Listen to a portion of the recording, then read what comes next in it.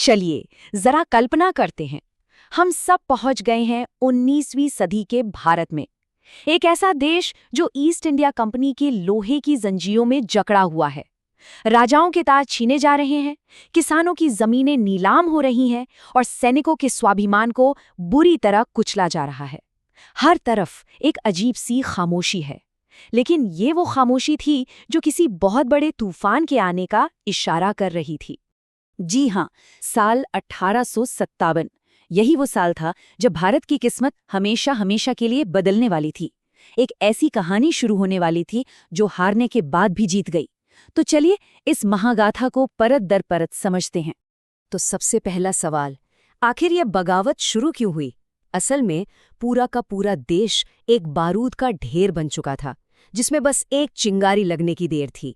और ये बारूद, जानते हैं, दशकों के गुस्से और अपमान से जमा हुआ था। इस गुस्से की सबसे बड़ी वजहों में से एक थी लॉर्ड डलहौजी की हड़प नीति। इसे डॉक्ट्रिन ऑफ लैप्स भी कहते हैं। अब ये थी क्या? ये एक बहुत ही चालाकी से बनाया गया कानून था, जिसके मुताबिक अगर किसी राजा का अपना कोई बेटा नहीं है तो उसका राजपाट, उसकी रियासत सीधे सीधे कंपनी के कब्जे में चली जाएगी। सोचिए, ये भारतीय शासकों के लिए कितना बड़ा अपमान था। उनकी पहचान पर सीधा हमला था। और फिर एक एक करके सतारा, नागपुर, झांसी और अवध जैसे कई बड़े और ताकतवर राज्य इस नीति का शिकार बन गए। राजाओं से उनकी रियासतें छीन ली गई और देखते ही देखते पूरे देश के राजघरानों में अंग्रेजों के खिलाफ नफरत की आग भड़क उठी। लेकिन ये गुस्सा सिर्फ महलों तक ही नहीं था। नहीं, आम आदमी तो और भी ज्यादा पिस रहा था। किसानों पर लगान का इतना भारी बोझ था कि उनकी कमर ही टूट गई थी। और ब्रिटेन से आए सस्ते कपड़े ने हमारे बुनकरों के हाथ से उनका काम छीन लिया था। हर तरफ बस गरीबी और लाचारी का माहौल था। और फिर उस सुलगते हुए बारूद के ढेर में एक चिंगारी लगी, एक ऐसी चिंगारी जिसने पूरे देश में आग लगा दी। और ये चिंगारी एक सिपाही के दिल से निकली थी, जिसका नाम था मंगल पांडे। हुआ ये कि सेना में एक नई राइफल लाई गई, एनफील्ड राइफल, और एक अफवाह आग की तरह फैल गई कि इसके कारतूसों पर गाय और सुअर की चर्बी लगी हुई है। अब इन कारतूसों को बंदूक में डालने से पहले दांत से काटना पड़ता था। बस हिंदू और मुसलमान दोनों ही सिपाहियों को लगा कि अंग्रेज जानबूझकर उनका धर्म भ्रष्ट करना चाहते हैं। बैरकपुर छावनी में 29 मार्च 1857 को मंगल पांडे ने उन कारतूसों को इस्तेमाल करने से साफ मना कर दिया। और इतना ही नहीं, उन्होंने अपने अंग्रेज अफसरों पर गोली भी चला दी। 8 अप्रैल को उन्हें फांसी दे दी गई। अंग्रेजों को लगा मामला खत्म, लेकिन वो गलत थे। मंगल पांडे का बलिदान एक मशाल बन गया और उनकी बगावत की खबर जंगल की आग की तरह पूरे देश में फैल गई। मंगल पांडे की शहादत ने सोए हुए स्वाभिमान को जगा दिया था। जो चिंगारी बैरकपुर में लगी थी, वो अब एक धधकती हुई ज्वाला बन चुकी थी, और इस ज्वाला का एक ही लक्ष्य था, दिल्ली। 10 मई 1857 मेरठ छावनी में भारतीय सिपाहियों ने खुला विद्रोह कर दिया। उन्होंने जेल तोड़कर अपने सभी साथियों को आज़ाद कराया, हथियार लौटे और सीधा दिल्ली की ओर निकल पड़े। ये इस विद्रोह की एक संगठित शुरुआत थी। उस वक्त हवा में बस एक ही नारा गूंज रहा था, मारो फिरंगी को। हजारों सिपाही हाथों में मशालें और तलवारें लिए दिल्ली की तरफ बढ़ रहे थे।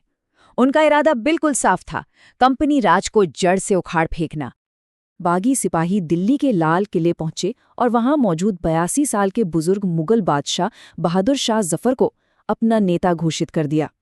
अब देखिए, जफर के पास असली ताकत तो नहीं थी, लेकिन उनके नाम ने पूरे देश के विद्रोहियों को एक झंडे के नीचे लाकर खड़ा कर दिया। और बस यहीं से इस महागाथा के सबसे रोमांचक अध्याय की शुरुआत होती है। जैसे ही विद्रोह की आग फैली, पूरे देश के कोने कोने से ऐसे ऐसे महानायक सामने आए जिनकी कहानियां सुनकर आज भी हमारे दिलों में जोश भर जाता है। कानपुर में मोर्चा संभाला नाना साहेब और उनके जबरदस्त सेनापति तात्या टोपे ने। उनकी बनाई रणनीतियों ने अंग्रेजों के पसीने छुड़ा दिए थे। तो उधर अवध में बेगम हजरत महल एक शेरनी की तरह लड़ी। वो हाथी पर सवार होकर अपनी सेना को लीड करती थीं और उन्होंने लखनऊ में अंग्रेजों की नाक में दम कर दिया था। और बिहार के 80 साल के वीर कुंवर सिंह को भला कौन भूल सकता है।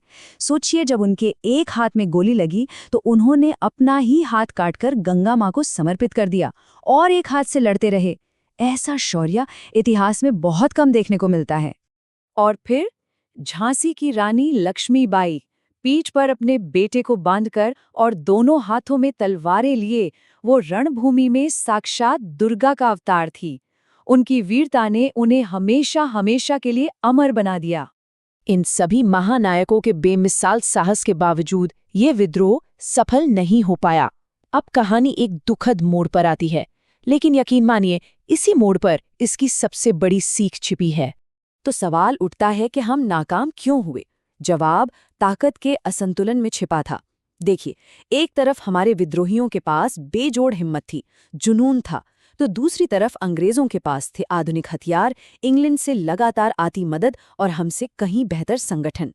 दुख की बात यह भी थी कि कुछ भारतीय राजाओं ने ही अंग्रेजों का साथ दिया और हमारे विद्रोहियों में कोई एक सेंट्रल लीडरशिप नहीं थी, जिस वजह से सब बिखरे हुए थे।